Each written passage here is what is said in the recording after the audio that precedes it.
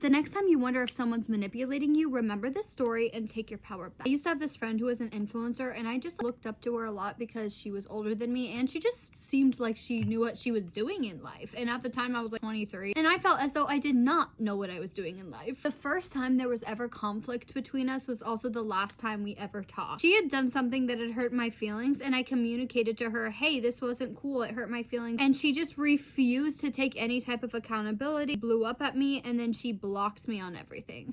So then I'm in therapy talking about it, and I'm like, I'm confused. What did I do wrong? My therapist was like, girl, you need to realize when you're the one doing something wrong and when it's somebody else. And she was like, have you ever heard of Darvo? And I was like, what the fuck is Darvo? Dar who? Dar no. I'm so embarrassed. That was such a bad joke. Darvo is just a classic manipulation tactic that people use to avoid taking responsibility for their actions, and learning it literally changed my life. D stands for deny, and that usually looks like a person being like denying the fact that they did anything wrong, and then sometimes they'll be like, why are you making it into such a big deal? It's not that big of a deal. A stands for attack. So in my case, she was like, you're a liar, you're acting crazy. If you say anything about this on social media, I'm gonna destroy you. Like anything they can do to discredit what you're saying. And RVO is reverse victim offender. They'll reverse the roles and make themselves seem like the victim and you seem like the offender, usually to other people, going around to your mutual friends or whatever and trying to convince everyone that they're the victim. Sounds like my dad. Or to you be like, I can't believe you would do this to me, you're such a bad friend. My therapist explained this to me. I went back to my texts with that girl and reread them through the lens of Darvo, and I was like, I done got Darvo'd. I was sitting over here thinking, well, I must be the problem. In that moment, I decided, no, never again will I let anyone make me feel guilty for something that I didn't even do wrong. I refuse to hold guilt and shame for someone else's actions. Now I'm educated. Now I know better. Now I know Darvo. You can be an extremely kind and authentic person and also not let people walk all over you. No one can take your power unless you give it to them. Follow for more.